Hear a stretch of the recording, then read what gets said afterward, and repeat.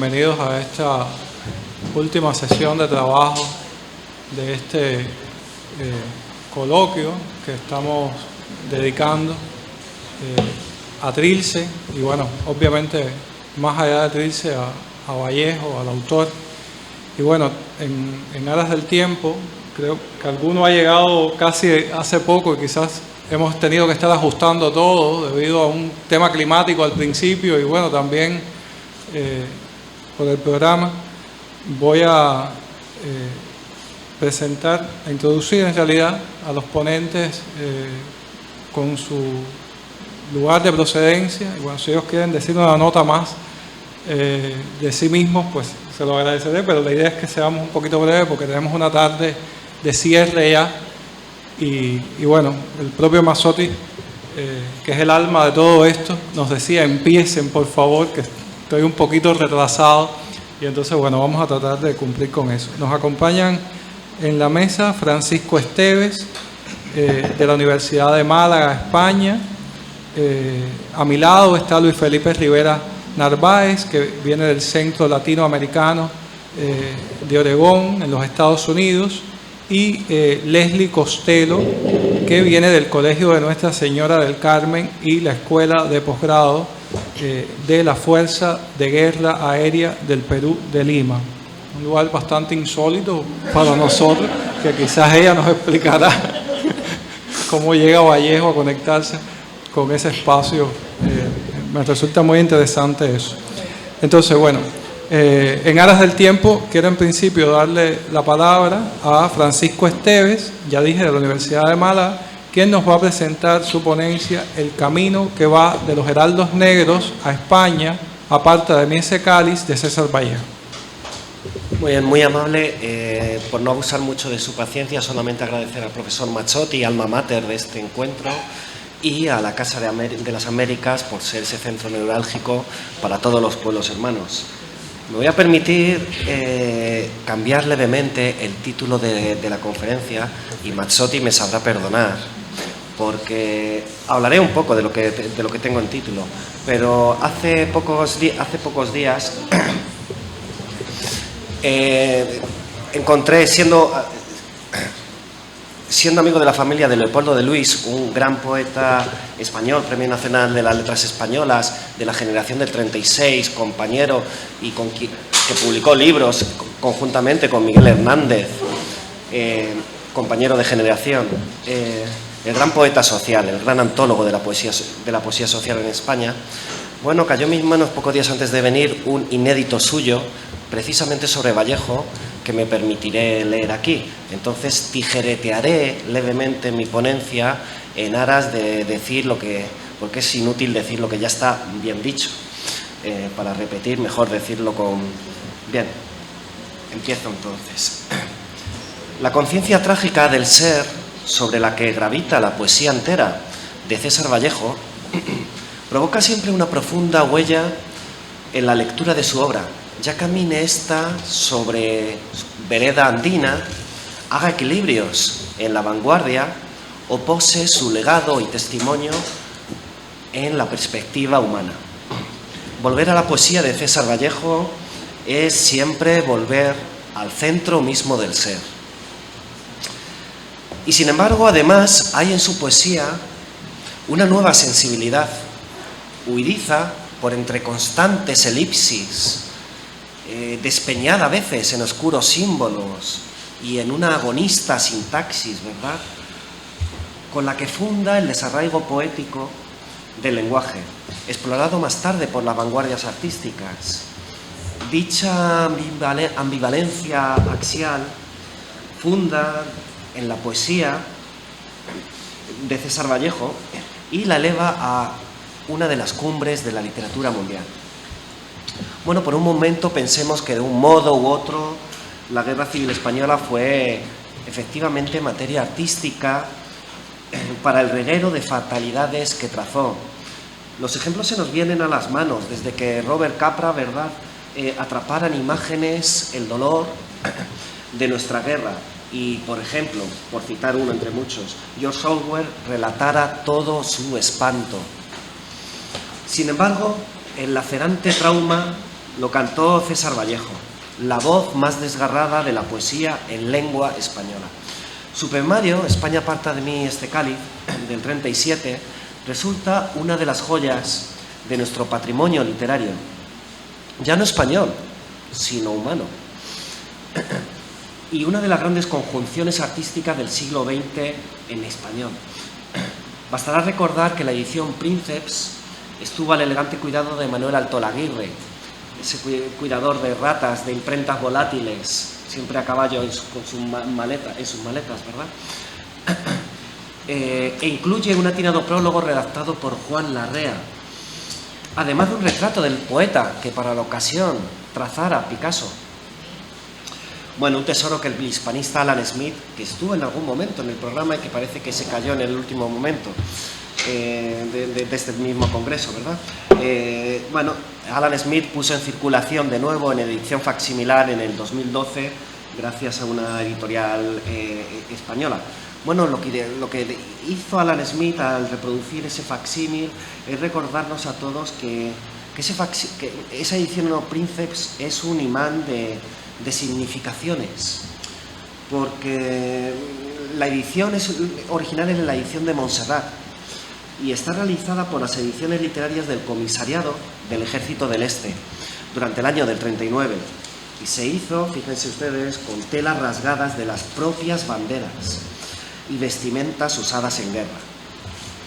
Bueno, mientras Pablo Neruda, por ejemplo, teñía su propia poesía poética en tercera residencia con España en el corazón, escrito entre el 36 y el 37, donde rogaba ir a ver, y cito a Neruda, la sangre por las calles, venid a ver la sangre por las calles. Fin de cita. César Vallejo continuaba, sin embargo, la producción de sus poemas humanos. Juan Larrea fue incapaz de determinar durante tiempo el dilatado valor de esta obra, debido a la falta de distancia crítica, tal vez, o al estar embargado por el conocimiento del poeta de vertical soledad. Bueno, con versos certeros lo caracterizó tiempo más tarde Leopoldo Panero. Cito, soplo de ceniza caliente, indio manso hecho de raíces eternas, desafiando su soledad, hambriento de almas, insomne de almas, hacia la inocencia imposible, terrible y virgen como una cruz en la penumbra. Bien, ya de forma temprana, en el artículo Literatura Proletaria del 29, Vallejo abogaba por una libertad estética que no claudicase al servicio de la propaganda política, pero marcando también el traspaso hacia una consideración mucho más radicalmente humana del ser, donde el acuciante dolor comienza a desbordarse. Lo escancía casi literalmente por entre sus versos. El poeta peruano supo resumir bien dicha ambivalencia, cito, todo mi trabajo es un pulso entre lo lírico y lo cívico. César Vallejo fue en esencia, pero también en destino, una punta de lanza del vanguardismo hasta figura señera del dolor humano. Bueno, un viaje poético que va del individuo hacia lo colectivo, con una dimensión humana, apelando al universal dolor en los trágicos momentos de guerra vividos en España. Bien, ejemplos de su sentir pudieran ser las siguientes líneas, muy conocidas. Yo no me duelo como artista, como hombre, ni como simple ser vivo siquiera. Yo no sufro este dolor católico, como maometano, ni como ateo. Hoy sufro solamente. Si no me llamase César Vallejo, también sufriría este mismo dolor. Si no fuese artista, también lo sufriría. Si no fuese hombre, ni ser vivo siquiera, también lo sufriría. Hoy sufro desde más abajo. Hoy sufro solamente. Bien, hay pues una tensión continua en la poesía del peruano que en su creación y resolución aspira a la universalidad, donde el nerviosismo del lenguaje se somete a la novedad del sentido mayor. Bueno, hasta hace no muchos años, cualquier bachiller español conocía de corrido poemas enteros como el de Me viene ganas hoy, me viene, hay días, una gana ubérrima, política, de querer, de besar el cariño, sus dos rostros. Y me viene de lejos un querer, lo sabíamos de corrido, hoy ya eso ha desaparecido. También lo sabíamos de corrido, el celebérrimo cuídate España, de tu propia España, cuídate de la hoz sin el martillo, cuídate del martillo sin la hoz, cuídate de la víctima a pesar suyo, del verdugo a pesar suyo y del indiferente a pesar suyo. Bueno, por no citar poemas como Los heraldos negros o Piedra negra sobre una piedra blanca, ¿verdad? Bueno, en fin, con el que el propio Vallejo llegó a predecir, como he consabido, su tiempo y lugar de muerte, ¿no? Con aquellos versos célebres de moriré en París con aguacero, un día del que tengo ya el recuerdo. Bueno, así comenzaba un poco mi ponencia y justo lo comentaba cuando entraba Mazzotti, que Mazzotti me sabrá perdonar porque cambiaba levemente el título, porque pocos días antes de venir para acá cayó en mis manos un inédito. Es una pequeña conferencia que me da aquí el tiempo justo para leer, de Leopoldo de Luis. Leopoldo de Luis, como decía, es un gran poeta de la generación del 36 español, Premio Nacional de las Letras Españolas, el gran poeta de la poesía social. Tiene a medias un libro a la limón con Miguel Hernández, de quien fue compañero de generación, como decía antes. Bueno, y como él lo dice mejor de lo que pueda decirlo yo, me voy a permitir leer aquí estas notas inéditas que tendré el placer de publicarlas pronto. Bueno. Las páginas se llaman, verán ustedes el cambio, Encuentro con César Vallejo. Están escritas aproximadamente hacia finales del 60, 70. Y Mazzotti también apreciará porque ofrece una lectura del título, ofrece una posible vía de lectura de Trilce, de qué significa. Bien, vamos a ello. Recepción. ¿Cómo se recibe a un poeta? Hay poetas que irrumpen de forma clamorosa, como una tormenta o un ciclón. Son los menos. Los hay que avanzan poco a poco, como un atardecer. Son aquellos los más, cuyos poemas necesitan hacer camino. Curiosamente, toda novedad es mal recibida en arte. Toda originalidad desagrada.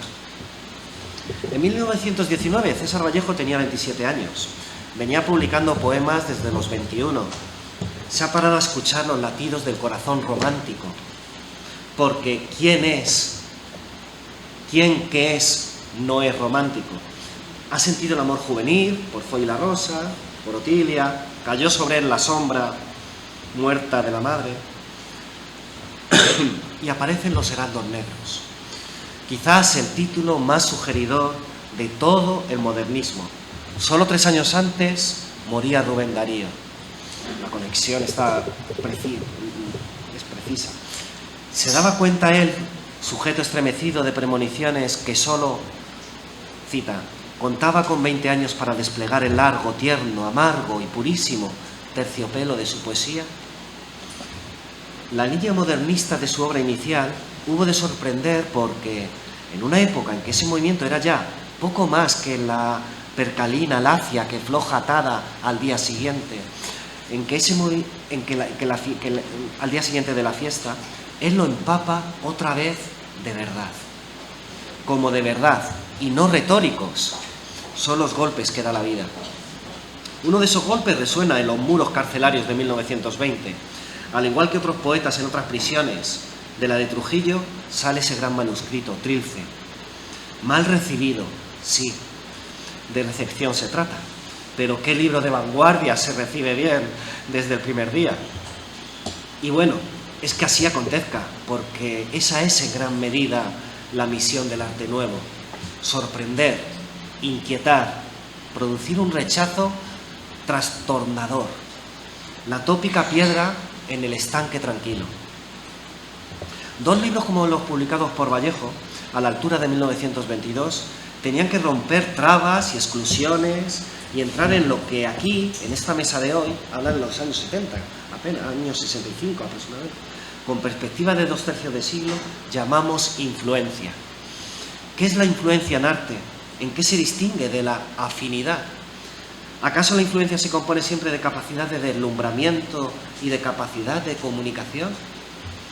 Ambas potencias laten en la obra vallejiana. No es tema mío, en estas palabras de hoy, subrayar valores ni estudiar formas. No lo es analizar tesituras. Todo eso, por otra parte, está realizado ya magistralmente por varios exégetas. Más modestamente corresponden estas líneas a la comprobación de esta doble cualidad, deslumbramiento y comunicación. No deslumbra Vallejo por su lujo, sino por su autenticidad. Deslumbramiento no se comunica por sus mensajes intelectuales, sino por su entrañable humanidad.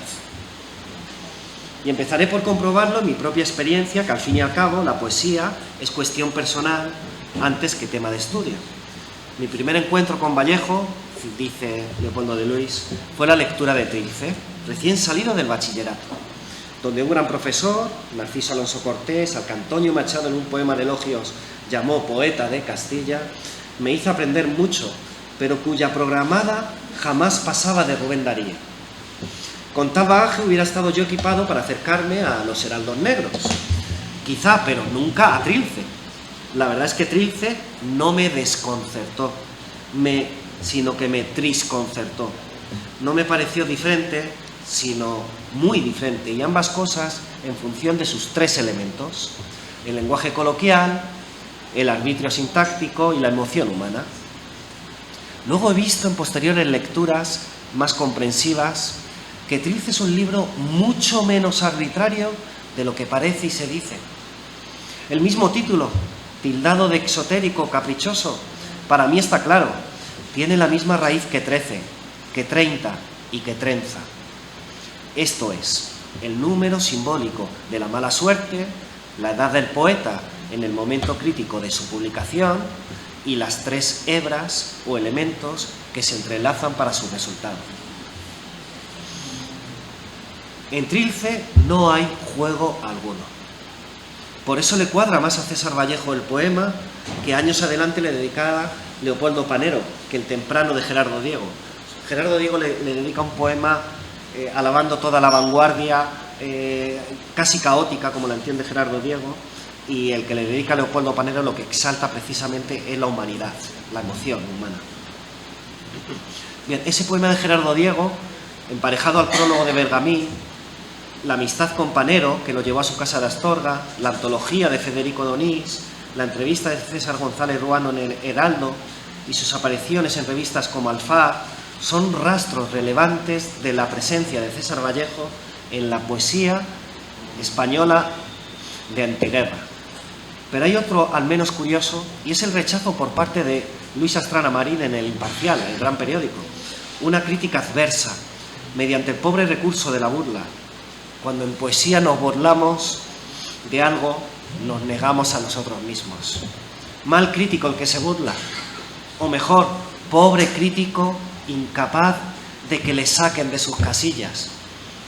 Porque si hay un indicio claro de valía en arte, es precisamente la capacidad de sacarnos de nuestras casillas, de que nos sacudan o nos sorprendan. No dejemos atrás, sin embargo, otra huella preciosa, la breve aparición de Favorables París Poemas, esa revista famosa, 2 números en julio y en octubre de 1926, en lo que se ha llamado el periodo áureo de las revistas españolas del 27, en la generación del 27. Es un periodo en el que alza su vuelo fugaz esa rara ave que es en París, con alas hispánicas, aunque colaboraran también poetas como Sara o Revergety.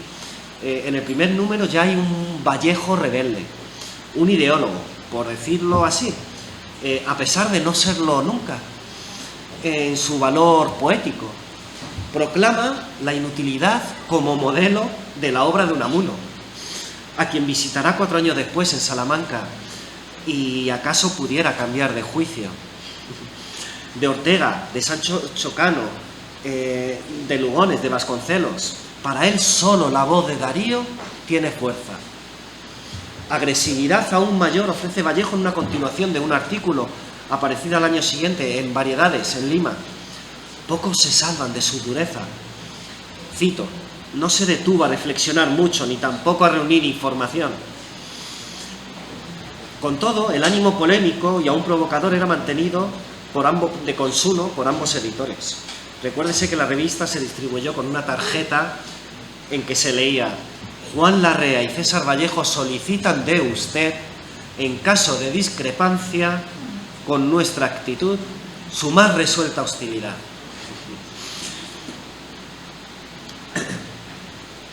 También combate Vallejo en Favorable París Poemas la poesía nueva, que solo se basa en palabras de la técnica, con lo que parece aludir al ultraísmo. Y en juegos metafóricos, quizá piensa también en el creacionismo. Lo tilda de pedante, de barroco, y sobrepone a ello sus preferencias por la poesía simple y humana. No nos puede sorprender este punto discrepante con las vanguardias tras la madurada relectura de Trilce. Ya he señalado en mi observación de la diferencia con los ismos, por mor del ingrediente lúdico que Trilce no utiliza.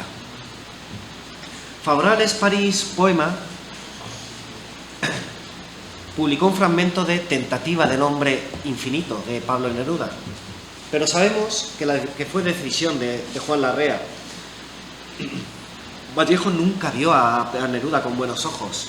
Le desagrada la beligerancia y sobre todo la polarización que el chileno imprimió en parte de su obra, e incluso en plena guerra civil española, y pese a su solidaridad manifiesta, decidió retirarse del Comité Hispanoamericano para la Defensa de la República, al apreciar el peso del influjo nerudiano. A posteriori, y cuando Vallejo ya estaba muerto y enterrado, Neruda le llamó en una de sus odas elementales, cito, hermano mío, y desterrado 2 veces, de la tierra, del aire, de la vida y la muerte. Era ya en 1954 y César Vallejo difícilmente podía enterarse. La verdad es que la poesía de Vallejo posee virtudes idóneas para aprender en el talante de los jóvenes poetas españoles de posguerra. Aquellos poetas que escribieron una importantísima poesía de signo social. Aquí está hablando de sí mismo, claro, el propio Leopoldo de Luis. Fenómeno que constituyó, sin duda, aunque algunos no quieran reconocerlo, un rasgo singular en la cultura española. La primera de esas virtudes es la que da pie a sustentar una teoría expresada por mí, si se me permite la autocita, en el prólogo de la ontología que publiqué sobre el tema en 1965, y que diferencia la poesía social de la poesía política. Vallejo no vio nunca claro en qué pueda consistir un arte, y mucho menos una poesía socialista. En el ensayo El arte y la revolución afirma que nadie, y cita a Plekhanov, a Tolstoy, recuerda que también cita propio Lenin ahí, ha precisado lo que debe ser el arte socialista, porque hasta Marx se abstuvo de presentarlo, o de la deducción de una estética socialista más o menos definida. Juan Larrea y Saúl Yurkevich han testificado que Vallejo no se plegó nunca en su poesía a un arte dirigido o de consigna. Y Manuel Sánchez Mirabal, en su capítulo dentro del Panorama das Literaturas das Américas, dirigido por Joaquín Montezuma de Carvalho, en la edición de Angola de 1963, escribe: Vallejo habla de revolución, de política, de patria, de universo, de pueblo campesino y de guerrero ciudadano, de ideales y de analfabetos, de flores y de piedras, de esperanzas y de dolores, de exaltación y cólera, de protesta y de afirmación. Sin embargo, jamás salió de su compromiso artístico. Haberlo logrado es la fuente de su permanencia mientras el idioma indague la belleza tras la palabra, y es la base de nuestro respeto en tanto los medios estéticos y los fines humanos no se excluyen en su conjugación, sea un ejercicio y un voto de autenticidad.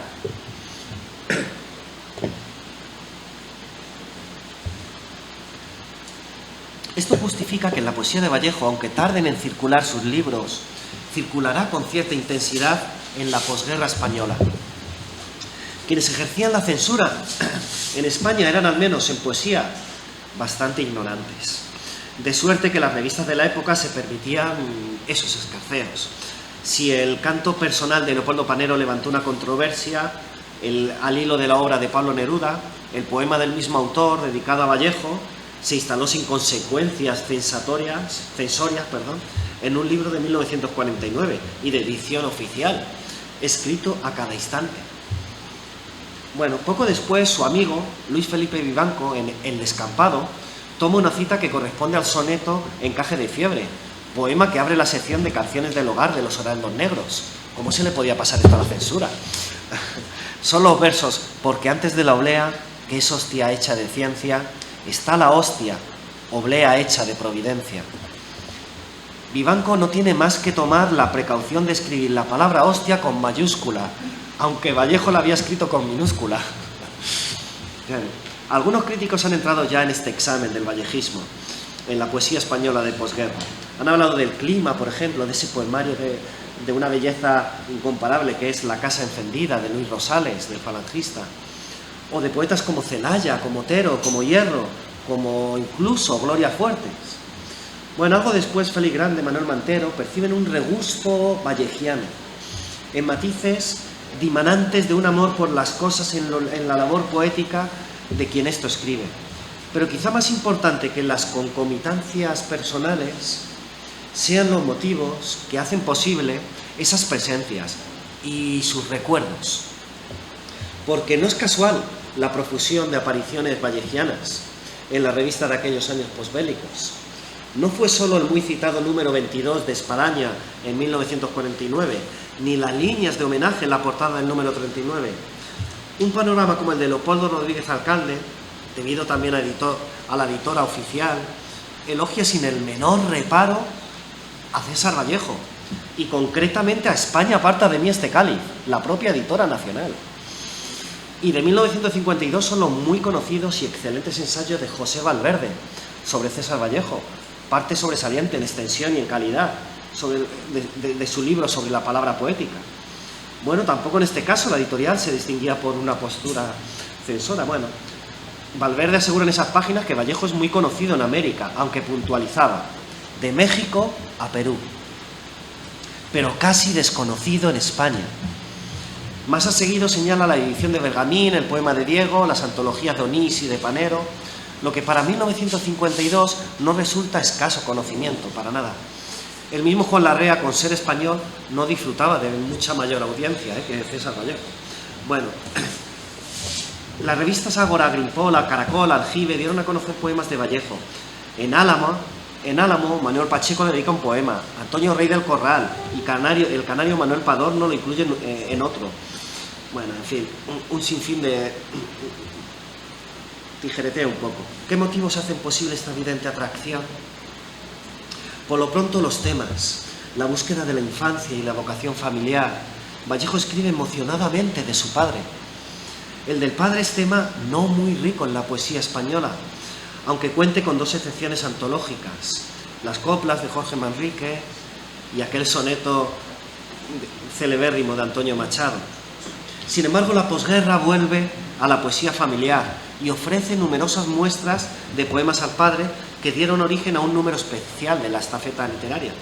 Bueno, también es tema que resucita en la posguerra el de España.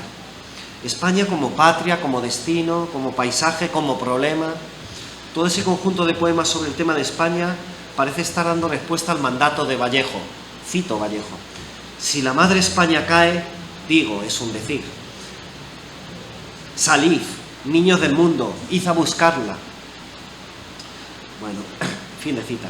Los poetas españoles de posguerra, los que se quedaron en España, en la casa paterna, al decir de León Felipe, salieron con sus poemas a rescatar para sí una España amarga y difícil.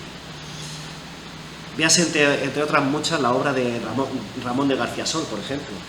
La concomitancia podríamos verla a la inversa, porque cuando Vallejo advierte, cito a Vallejo, cuídate España de tu propia España, parece incidir en aquella otra advertencia de Antonio Machado, cita de Antonio Machado, una de las dos Españas ha del arte el corazón. Bueno, tampoco andaba lejos de la tesitura española de la época una actitud religiosa que está latente en la obra de Vallejo. Vallejo es un ser triste, con un talante dramático de la existencia, un personaje ciertamente melancólico. Se atribuye todo ello a sus ancestros indios y quizá a su condición de descendiente de clérigos. Él mismo quiso ser sacerdote. La intertextualidad de la Biblia, tan presente, y los apoyos metafóricos de la liturgia no son sino exterioridades de un cristianismo que impulsa a la fraternidad y al sentido de la justicia en César Vallejo. Ese cristianismo fue primero rastro semejante al de otros modernistas, que zozobraron entre la fe y la heterodoxia. E inmediatamente después se salió con una solidaridad marxista, que piensa más en Tolstoy que en las consignas de partido. Parece que Thomas Merton consideraba a Vallejo como el poeta más universal y católico desde Dante, un gran poeta escatológico, según recordaba Andrés Coiné. La verdad es que, en mi sentir, el Cristo de Vallejo más parece el de Nikos Kazantzakis plasmado cinematográficamente por Scorsese. Un Cristo hombre que se angustia ante su humanidad abrumada por la cruz de la existencia. Bueno, el haber apeado el lenguaje poético de toda énfasis es otra circunstancia favorable para lo que comentamos. Los poetas españoles estaban buscando la comunicación y echaban mano de un vocabulario sencillo, natural, hasta incluso el prosaísmo. Hay pues en Vallejo una humanización, una comunicatividad que concordaba bien con el talante de aquellos jóvenes. Vicente Alexandre, en su discurso Algunos caracteres de la nueva poesía española, leído en la Academia en 1955, señala todos estos aspectos. La cotidianidad de la vida será uno de los temas que está con más frecuencia en el canto de los poetas jóvenes. Bueno, como se ve, la poesía que responde a ese diagnóstico no disuena del orbe vallejiano.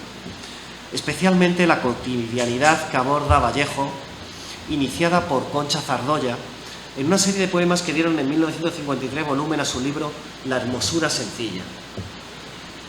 Es el temblor humano transmitido a las cosas. Es la poesía de la costumbre, muy lejos de lo heroico y de lo grandilocuente, lo diario y sencillo, un pequeño y vulgar drama, un heroísmo humilde, cuya elemental realidad nos une a lo verdadero, a lo vivo. Ese amor por las cosas, esa suerte de piedad, lleva al hombre a la comprensión fraterna, empezando por el propio poeta, en una manera de autocompasión. Bueno, tijereteo un poco, para ir terminando ya, un par de minutos solamente. Claro es que los nombres de Neruda y Vallejo se asocian pronto en el gusto y el seguimiento de los poetas que salen de la guerra civil. Piénsese que son hispanoamericanos, los no españoles, que mejor escribieron en torno a la contienda. Había que añadir a Nicolás Guillén, a Raúl González Tuñón, más brevemente quizás Octavio Paz y Vicente Huidobro. Antes y después de la guerra nos llega el eco de ese poeta tan entrañable y humano, y cuando le leemos, cita: para solo morir tenemos que morir a cada paso. No podemos dejar de recordar cómo, años más tarde, dirá Miguel Hernández: tanto pensar para morirse uno. Semejante fenómeno se da con el, vuelvo a citar, el crudísimo día de ser hombre. Bueno, la trascendencia existencial de lo erótico lleva a Vallejo a ver en el sexo femenino una tumba que atrae al hombre y pasará a sí mismo también en Miguel Hernández. La obra de Vallejo me confirma en una definición que me ronda y que suelo repetir: la poesía es respirar por la herida.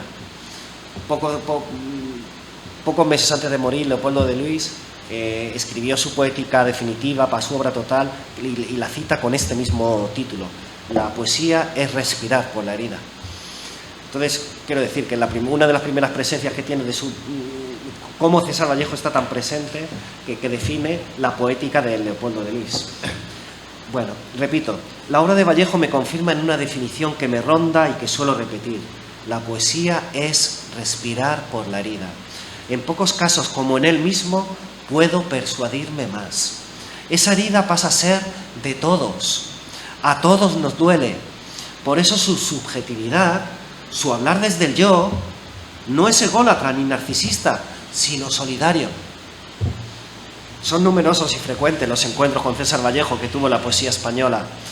Si en la época de los sismos fueron coincidencias estéticas o experimentales, si en la guerra civil fueron razones de solidaridad, en la posguerra fue esa función moral que en determinadas épocas resulta exigencia prioritaria. En semejante comunidad de acento hubo, en mi sentir, el de Leopoldo de Luis, 3 notables presencias hispanoamericanas, aunque la onda de sus voces se expandiera con intensidad disímil: César Vallejo, Pablo Neruda y Raúl González Tuñón. Se podrá analizar en qué medida son deudores de cada uno de esos nombres algunos poetas españoles, pero ello iría más allá del propósito de estas palabras. Muere Vallejo en 1938, antes de que cesara en armas la guerra civil.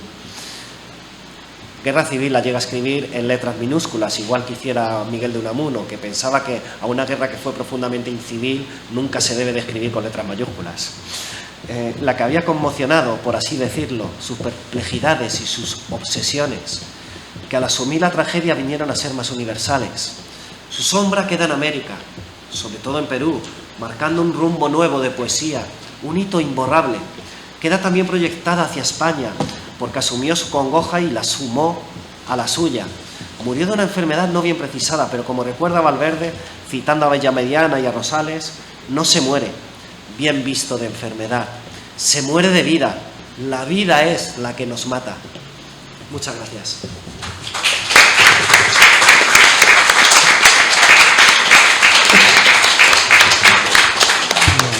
Bueno, muchas gracias a Francisco Esteves, quien es coordinador y fundador de la Red de Investigadores Iberoamericana de Teoría y Estudios Literarios, y bueno, ha publicado varios textos sobre Darío y Galdós, y bueno, nos ha traído este inédito que nos da cuenta de esos encuentros entre la poesía de Vallejo y la poesía española. Doy la palabra ahora a Luis Felipe Rivera Narváez, que viene del Centro Latinoamericano de Oregón.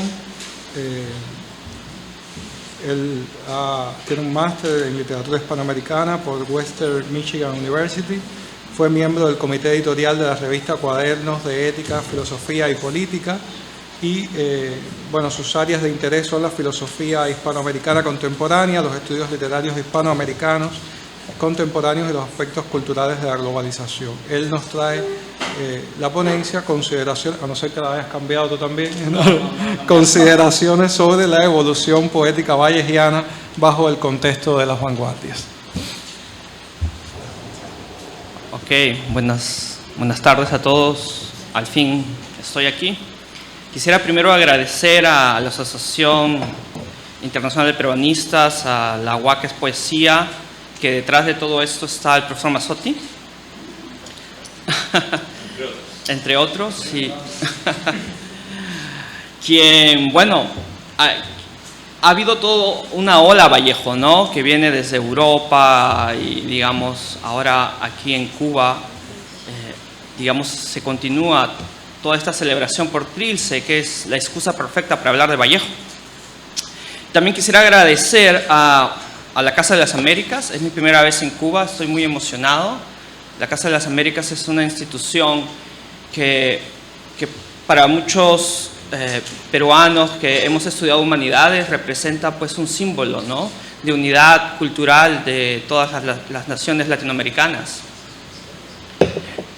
Y también, bueno, a la Embajada del Perú en Cuba por ser parte también de la organización. Bueno, he titulado mi ponencia Consideraciones sobre la evolución poética vallejiana bajo el contexto de las vanguardias, que son notas, apuntes que yo tengo sobre este tema de cómo Vallejo va evolucionando a través de sus poemarios, desde que estaba en Perú y publica Los Heraldos Negros y Trilce, y lo que luego sigue escribiendo ya en Europa.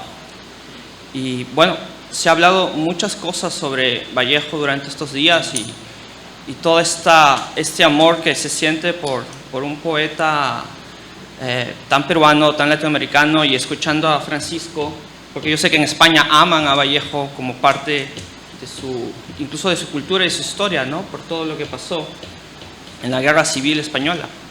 Bueno, sé que estamos con el tiempo limitado, así que voy a comenzar a leer la ponencia y bueno, vamos a ver cómo continuamos. La presente ponencia aborda el contexto de la vanguardia bajo el eje de entenderla como un fenómeno artístico que surgió en parte para cuestionar lo establecido en el mundo del arte y la sociedad.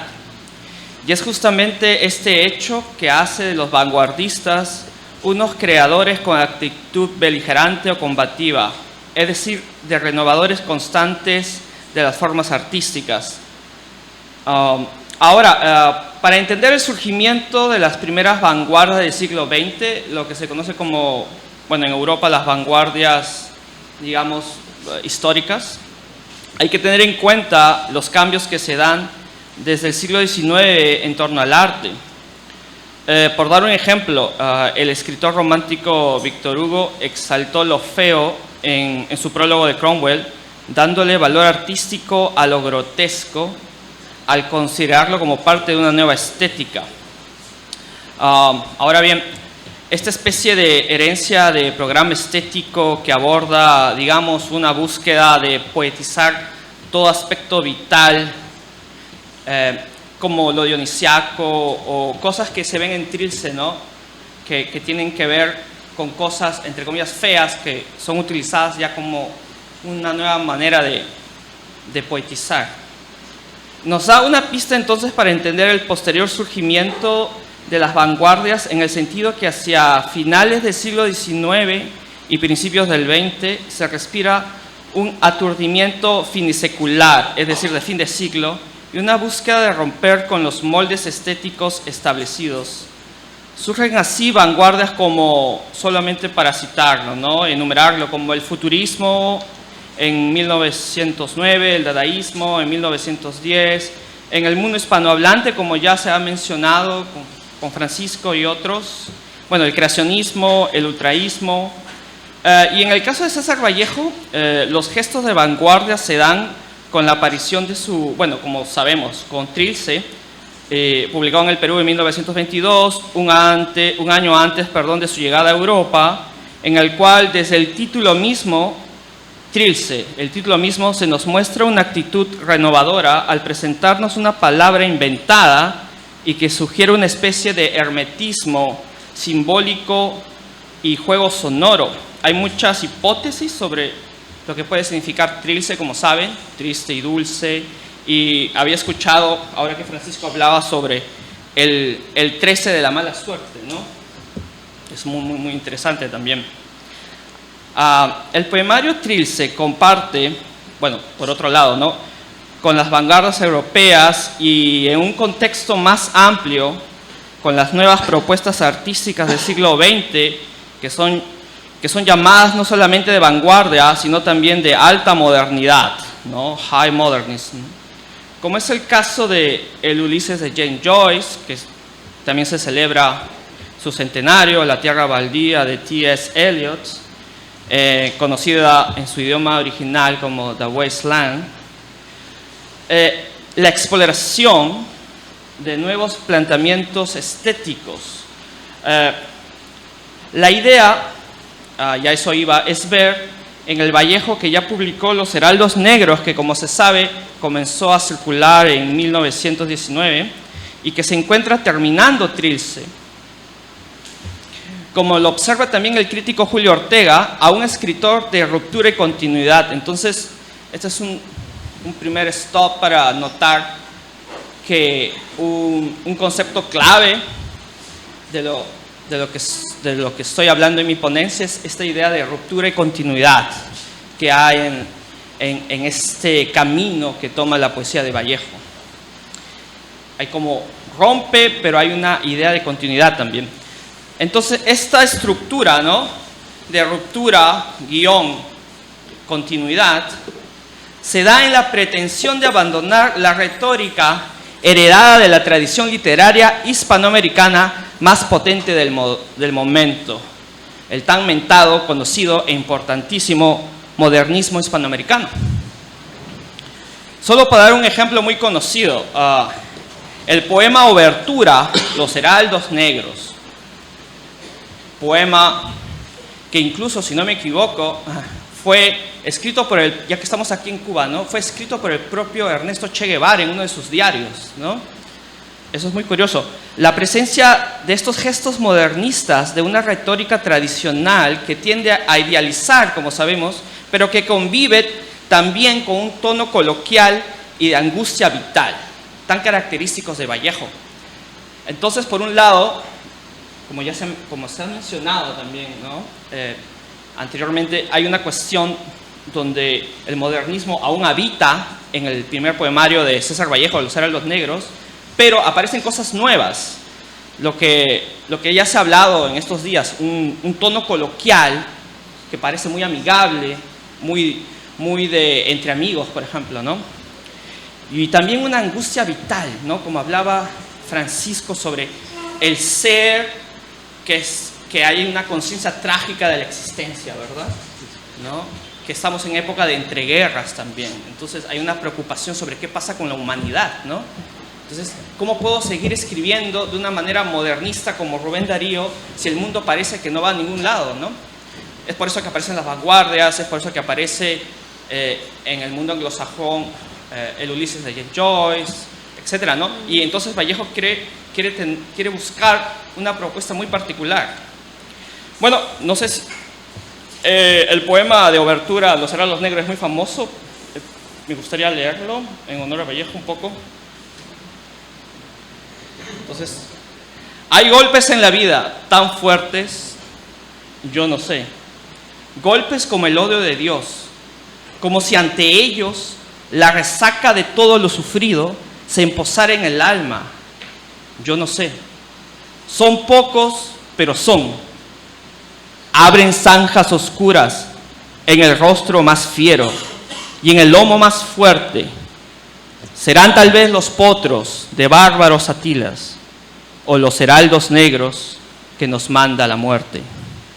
Son las caídas hondas de los cristos del alma, de alguna fe adorable que el destino blasfema.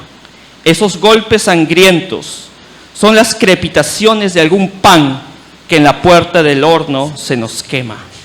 Y el hombre, pobre, vuelve los ojos, como cuando sobre el hombro nos llama una palmada. Vuelve los ojos locos y todo lo vivido se emposa como un charco de culpa en la mirada. Hay golpes en la vida tan fuertes, yo no sé. Ahora, en estos famosos versos se puede observar también, por un lado, la presencia de motivos que aluden a lo que se conoce como la línea modernista provinciana o postmodernista peruana, la propuesta que se conoce del crítico Luis Monguió, que habla de un modernismo que ya no busca o que ya no propone una lejanía exótica como hacia el oriente, a pesar de que Vallejo habla de bárbaros Atilas. Hay una línea que tampoco busca, digamos, idealizar el pasado prehispánico, sino que hay una línea provinciana porque Vallejo se está refiriendo a su pueblo, no a la gran ciudad, no a Lima, no a Trujillo, sino a su pueblo, a Santiago de Chuco. Entonces, esta línea que dentro de los críticos llaman la tercera etapa del modernismo o una etapa postmodernista, pero la idea es que Vallejo busca hablar de una experiencia vital y personal propia de alguien que ha nacido en una aldea. Entonces, recordemos lo que acabo de, leer, que habla de ese pan que en la puerta del horno se nos quema. Y por otro lado, y en relación a lo expresado líneas arriba, se aprecia esas otras características, como el potente tema del dolor humano, expresado de forma intensa y profundamente íntima, así como también la poetización de cuestiones de la vida cotidiana, como decíamos, cuando se aluda a esa palmada que nos llama sobre el hombro. Todo esto otorga a este poema una tensión entre una retórica tradicional, modernista, clásica, y una propensión por expresar algo nuevo. Vallejo quiere hablar de algo nuevo. Y el modernismo y su retórica parece que no lo ayuda. Él quiere algo más. Es así como aparece Trilce, ese inexplicable libro. Pues bien, y volviendo a Trilce, Vallejo rompe con los heraldos negros cuando metafóricamente ingresa al infierno de su interior, a su yo. ¿En qué consiste este descenso al infierno interior? Pues recordemos que ya en los heraldos negros el principio de incertidumbre existencial deviene en lenguaje poético. Es decir, recordemos, el poema, la voz poética es negativa e ignorante, el yo no sé. En ese sentido, Vallejo se encuentra en una ruptura de cara a la postura tradicional del poeta como el que sabe, el que tiene la visión de las cosas propio del bate, el adivino, el poeta que puede ver lo que puede pasar en el futuro, ¿no? Un visionario, alguien que tiene la respuesta, digamos. En cambio, Vallejo rompe con eso ya en los heraldos negros y dice, yo no sé, soy ignorante frente al dolor. Lo único que sé es que lo siento y que está ahí. Y eso nos humaniza, el dolor nos humaniza.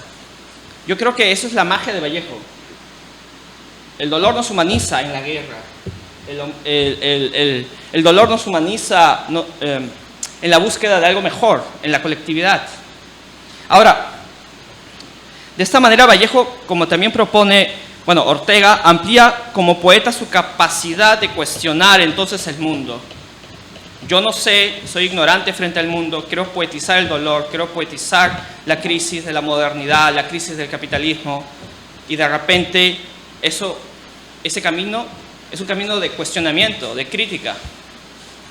Entonces va adquiriendo con esto una tendencia a postular nuevas indagaciones o salidas posibles. La ruptura que se da en Trilce se convierte también en riesgo. Hay un riesgo en esta búsqueda. Es decir, y volviendo al descenso infernal del yo interior, aparece una maquinaria de imágenes endemoniadas y asfixiantes. Tiempo, mediodías estancado entre relentes, bomba aburrida del cuartel La Chica. Tiempo.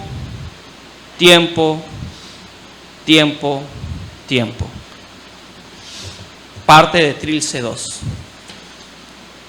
Como se aprecia el tiempo que se menciona en estos versos de Trilce, alude a un tiempo que no pasa, alude a estar apartado y atrapado. Recordemos que Vallejo estuvo en una cárcel de la ciudad de Trujillo, mi ciudad, dicho sea de paso, por aproximadamente 112 días y experimentó la agonía existencial de todo preso. La prisión y la literatura, la prisión y la escritura. Vallejo. Pero paseando por La Habana, visitando un museo, recordaba pues a Fidel Castro, quien escribió ese maravilloso discurso de la historia me absolverá. Y me contaron, no sé si era cierto, que él lo escribió en papel con tinta de limón para que no sepan qué estaba escribiendo, ¿no? Entonces, es muy potente todo esto. Por otro lado, en Trilce, el hombre, al estar cuestionando al mundo, está demandando también un nuevo tipo de conocimiento, con lo cual se desmantelan paradigmas y puntos de vista sacrosantos, ya establecidos, rígidos, duros. Es decir, se quiere reordenar el mundo desde el interior del sujeto. Hay como un nuevo camino que requiere ser conocido o explorado. En otras palabras, en Trilce se quiere fundar el mundo otra vez desde la óptica de un yo vital, que el yo poético figura y ensambla. Si en los heraldos negros hay un proceso que parece terminar en la incertidumbre existencial del yo no sé, en Trilce se quiere ver el dorso, el otro lado de esa realidad, aventurarse a un tipo de conocimiento basado en el absurdo de existir. Este gesto de ver al ser humano como un ente defectuoso y alienado, es un elemento que Vallejo compartió con las otras vanguardias, por ejemplo, el expresionismo alemán. digamos, un istmo que trabajó también esta hondura existencial del sentimiento humano. Volviendo a la cuestión del tiempo en el poema de Trilce II, hay que entender que este tiempo de la voz poética es parte de ese conocimiento existencialmente absurdo, de ese mundo imperfecto, ilógico y caótico, de aquel mediodía estancado entre relentes. De esta manera estamos frente a una temporalidad, un tiempo de carácter imperfecto y torpe, donde la realidad se vuelve un cúmulo de imperfecciones que demandan constantes correcciones. Ahora bien, y por otro lado, si estamos tocando el tema del absurdo en la poesía de Vallejo, hay que tener en cuenta los aportes del crítico James Higgins en su texto El absurdo en la poesía de César Vallejo. Higgins apunta a considerar que el absurdo es el concepto clave para entender el proceso de la poesía de Vallejo. Vamos a hablar sobre este otro concepto. Estábamos hablando de ruptura y continuidad y ahora vamos a hablar del absurdo, de este concepto del absurdo. Ahora, el crítico encuentra en Los Heraldos Negros una presencia explícita de este concepto del absurdo. Por ejemplo, ¿no? Algunos versos. Son los fogonazos de un absurdo amanecer. Y rastrea en el poemario póstumo titulado Poemas Humanos de 1939 términos equivalentes a este concepto del absurdo, como locura, burrada, disparate. Ahora, el análisis de esta propuesta no parte de una explícita definición vallejiana del absurdo, sino de la deducción de su significado a partir de una serie de temas y técnicas utilizadas por el poeta. Temas y técnicas para plantear el absurdo. Uno de los temas que permiten encerrar el significado del absurdo, según Higgins, es la cuestión del azar. La vida sería para Vallejo, en ese sentido, en esa dirección, un juego de azar obligatorio donde tarde o temprano el hombre perdería. Y esta es la parte donde se suele ver a un Vallejo triste, un Vallejo negativo, un Vallejo que parece que no encuentra salida, ¿no? En otras palabras, el hecho de existir, esa tragedia del ser, esa conciencia de la tragedia del ser, se vuelve dolor. Porque vivir es jugar bajo la incertidumbre. ¿Qué puede pasar mañana? ¿Qué puede pasar después de esta conferencia? Y entonces la vida es caótica, parece que todo tiene un orden, pero de repente experimentamos esa sensación de que frente a lo que ya todos hemos vivido como una pandemia, no tenemos seguro nada realmente. Ahora, de esta forma, el mundo o la realidad vallejiana no es un sistema armonioso de leyes preestablecidas, sino un universo caótico, ilógico y desordenado. Otro tema, hablamos de otro tema, aparte de una vida incierta, es el tema de una catástrofe natural, ¿no? Parece que Vallejo nos habla mucho de lo que está pasando, ¿no? Creo que hay un huracán, ¿no? Que está cerca o que ya se fue, pero hablamos de una catástrofe natural también. Esta catástrofe se aúna a la visión caótica del universo.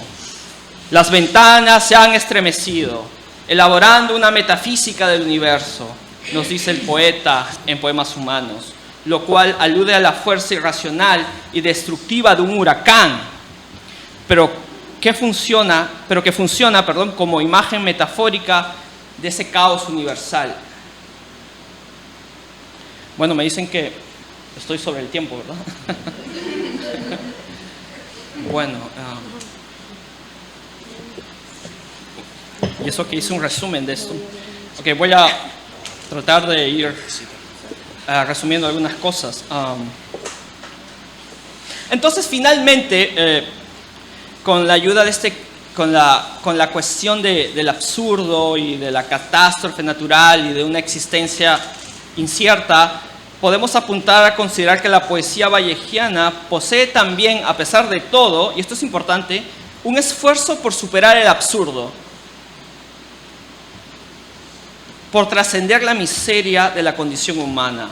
y alcanzar una existencia armoniosa y unificada a partir de la colectividad, como se observa en el hermoso poema póstumo Masa. ¿Quién no conoce Masa, verdad? Como Vallejo dice, el modernismo y su retórica no me ayuda, yo quiero hablar de la existencia, de la tragedia de vivir, del dolor humano, de la guerra, y de repente se esfuerza por llevarnos a una salida, y esta salida parece ser la colectividad que nos salva. ¿Recuerdan Masa, verdad? La colectividad que nos salva, ¿no? Esa es la fe, es otro tipo de fe, una fe social. Por su parte, y como hemos delineado, Julio Ortega no está muy lejos de James Higgins al si consideramos que el lenguaje nuevo de Trilce, según Ortega, se da bajo la órbita de un conocimiento nuevo que nace a partir del absurdo. Ese conocimiento que se cimienta desde el absurdo llega a la consideración de una existencia humana marcada por el dolor, el cual se mide desde el tiempo. Ahora, el tiempo se entiende como la única realidad humana en el sentido que es su esencia desnuda y trágica, y en ella se evidencia el sufrimiento. En otras palabras, la condición humana aparece sujeta a la temporalidad, como una continuidad de paradojas y o contradicciones que llevan al ser humano al dolor. En síntesis, para Ortega, en Trilce, el tiempo es una imagen plural de dolor, y la realidad es temporal, y el tiempo es agonía bajo una misma conciencia de existir. Volviendo a la cuestión, y ya voy acabando, de la relación de Vallejo frente a las vanguardias y al programa estético de otorgarle calidad de poético a lo dionisiaco, a lo feo, a lo absurdo, a aquello que parece que no se debería poetizar, y a todo aquello que reflexione sobre la vida, lo vital, la existencia, consideramos que la poesía vallejiana, tal y como lo hemos analizado, forma parte de esta exploración estética propia de la modernidad literaria del siglo XX. Ayer hablaban sobre la modernidad literaria, esta modernidad andina, y es con Trilce como nuestro poeta recrea un nuevo tipo de belleza, al componer en sus versos una estética de la imperfección como existencia, un nuevo tipo de belleza que nace desde una existencia por surgir. Y es así como Vallejo, me he saltado el poema de Trilce 36, nos presenta en Trilce un signo de futuro de plenitud, mostrándonos que todavía se puede reescribir la idea de belleza que fue cuestionada y replanteada también por las distintas vanguardias europeas de cara a una actitud rupturista con las tradiciones estéticas anteriores. Por otro lado, en el caso de Vallejo, hemos podido observar que el paso del modernismo literario, observable aún en Los Heraldos Negros, a una postura más cercana a la vanguardia en Trilce, se da como parte de una evolución más bien natural que artificiosa. En esa dirección, Vallejo puede entenderse como uno de los innovadores del modernismo literario hispanoamericano, logrando proponer una especie de vanguardia casera, o mejor dicho, una vanguardia no oficial, como si fueran otros ismos, lo cual hace de Vallejo en sí mismo un hito importante de la vanguardia mundial y un símbolo elevado de las letras hispanoamericanas. Muchas gracias.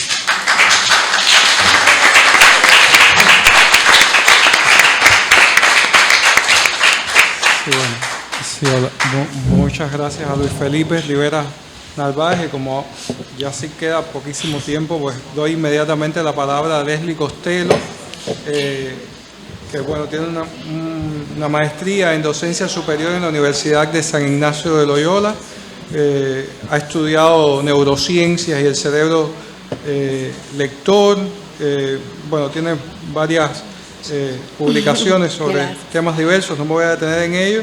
Es miembro de la UACA es Poesía y del Club Cliveiro, y nos va a presentar la ponencia Ruptura del juego de espejos entre géneros y la actitud fraterna en los versos de Trilce.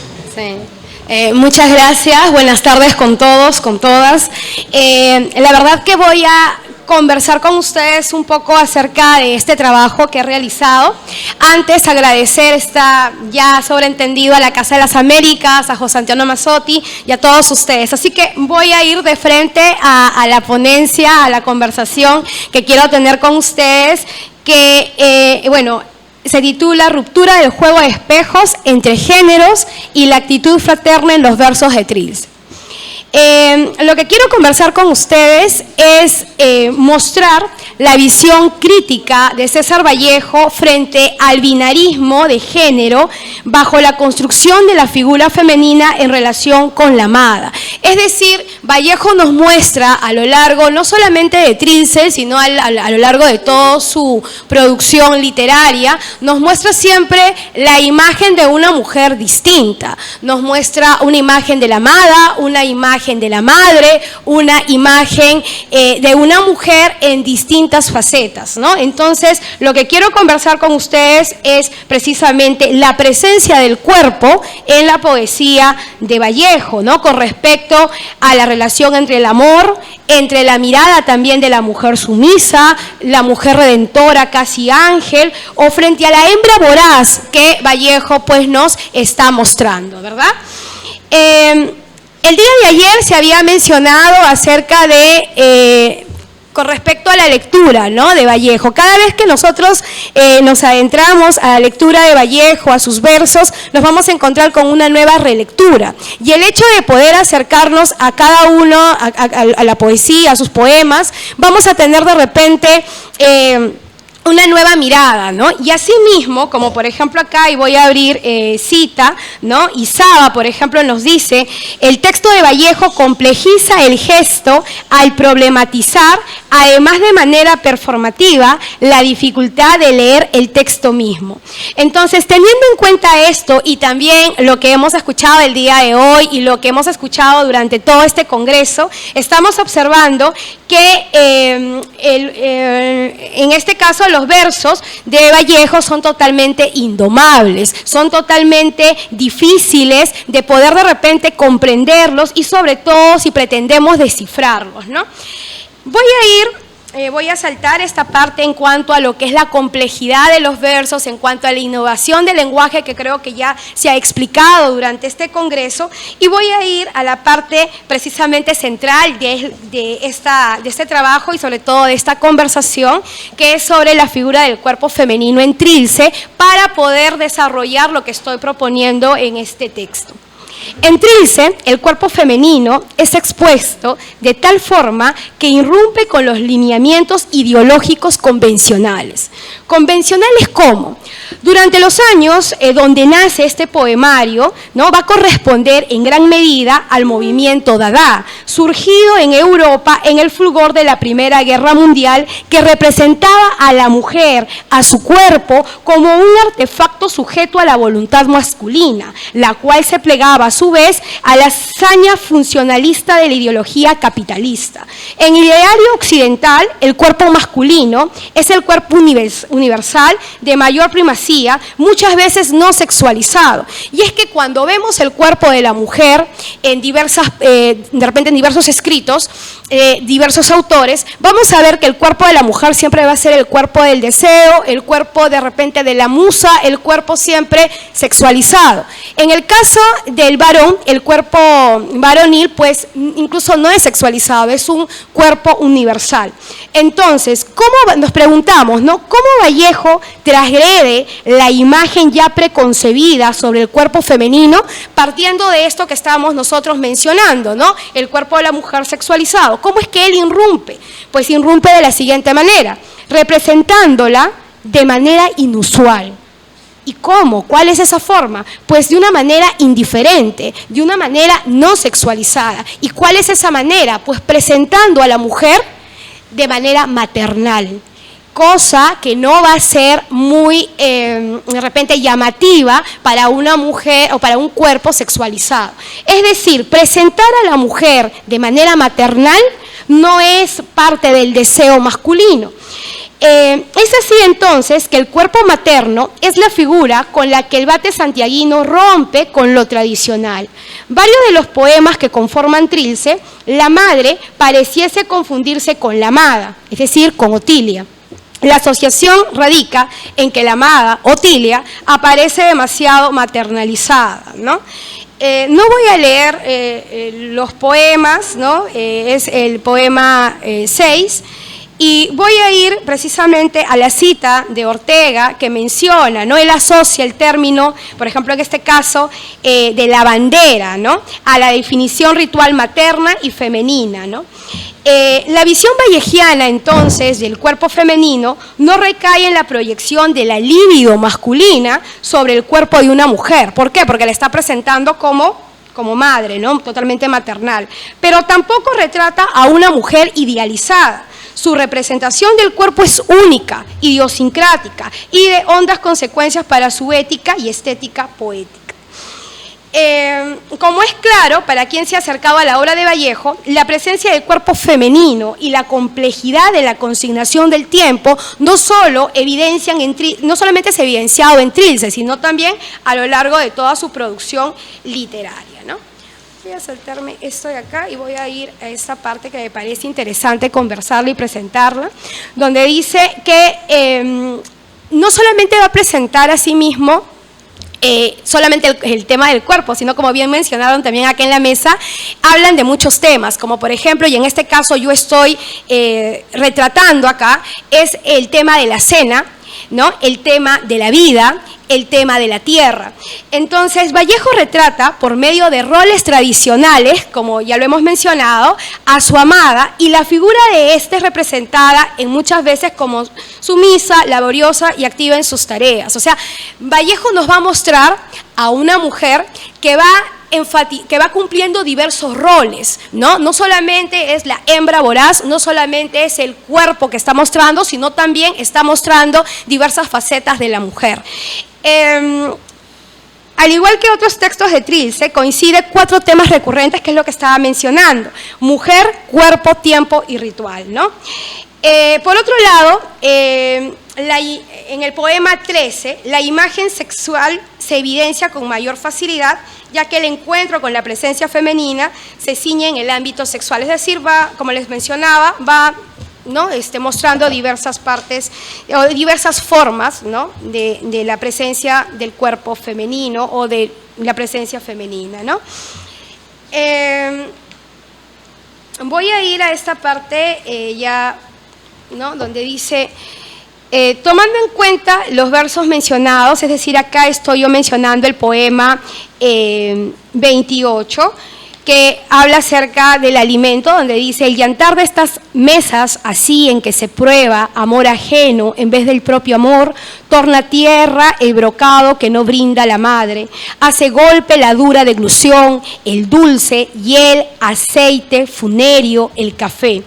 Aquí en este poema, en estos versos que he leído, se podría afirmar que hay una ausencia, ¿no? materna, en la que el yo poético se puede refugiar en el amor erótico, porque está abandonado, desamparado, arrojado un hambre insaciable que podría colmarse con el amor pasional. Y acá también vemos esa asociación que comenté al inicio acerca de la madre y acerca de la amada, ¿no? Es así que el cuerpo de la amada es retratado como la figura del deseo y el placer, pero visto desde el pasado, a diferencia del cuerpo materno, que pese al tiempo es estable e indestructible. Dejo acá este tema, porque es largo, pero voy a continuar tocando esta parte, creo que también fundamental y final, que se titula La mirada visionaria de Vallejo y la actitud fraterna en los versos de Trilce, que es lo que estoy presentando, ¿no? Según la definición de la RAE, visionario es aquella persona que es adelantada a su tiempo o tiene una visión de futuro, y Vallejo la tuvo. Vallejo era visionario porque se adelantó a su época debido a que muchos de sus poemas reflejan el rechazo, la crítica ante la desigualdad de género. Hoy en día es común escuchar marchas a favor de la equidad, de género o en contra de la violencia, ¿no? El Me Too, Ni Una Menos, en fin, diversos grupos, ¿no? En diversos países acerca de buscar la equidad, ¿no? Ustedes me dirán, ¿y de dónde, cómo? ¿No? La inequidad de género fue establecida, que hablo un poco de esto, ¿no? De la inequidad de género, por la sociedad patriarcal, y esta a través de un sistema de correspondencias entre sexo, género y sexualidad, ¿no? Estos temas se clasificaron o clasifican a los seres humanos en dos géneros, el masculino, femenino, y tratan siempre como que a partir de resistirse ante el cambio de estos paradigmas sociales, culturales y políticos, ¿no? Que permiten crear una sociedad justa.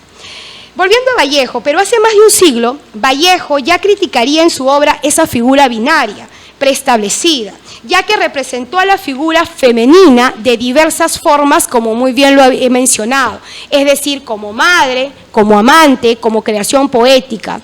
Así, la feminidad representa el origen de la vida y de la escritura, y también la integración de todos los elementos vitales.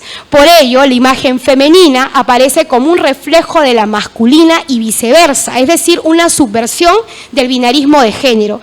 Esto se observa en toda su obra, pero nos centraremos en este caso solo en los versos de Trilce. Por ejemplo, en Trilce, los poemas que aluden a la madre son aquellos que establecen más claramente este juego de espejos entre géneros, como ocurre en el poema 23. Taona estuosa de aquellos mis bizcochos, pura yema infantil innumerable, madre. La madre es el continente, ¿no? Es el horno, y el yo lírico el contenido. Entonces se alude aquí en estos versos al vientre materno, así como a la calidez y protección que la madre brinda al hijo a través del alimento. Este símbolo de la progenitora que penetra en el ser como el cuerpo de Cristo hasta formar parte de él, ¿no? Por ello, luego de su muerte, el yo poético se pregunta, ahora, ¿en qué alveolo quedaría, en qué retoño capilar cierta migaja que hoy se me ata al cuello y no quiero pasar? Bueno, ya finalmente, para ya concluir, es la obra poética de César Vallejo, esta identificación entre personajes masculinos y femeninos es una ruptura de los binarismos de género y evidencia una actitud visionaria en la búsqueda de una fraternidad que borre los límites impuestos desde el orden patriarcal.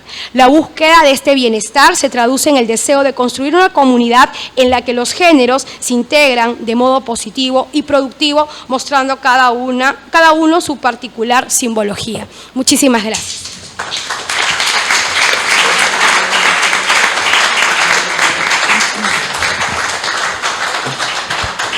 Bueno, muchas gracias a Leslie por su punto de vista, por su mirada de estos poemas y también por la síntesis y la rápida lectura. Estamos, como decía Luis Felipe, sobre el tiempo, así que creo que va a ser imposible hacer preguntas esta vez, pero ellos van a estar acá, o sea, podrán intervenir, y quiero llamar a los próximos ponentes. Muchas gracias a Francisco Esteves, a Luis Felipe Rivera Narváez y a Leslie Costello por sus ponencias.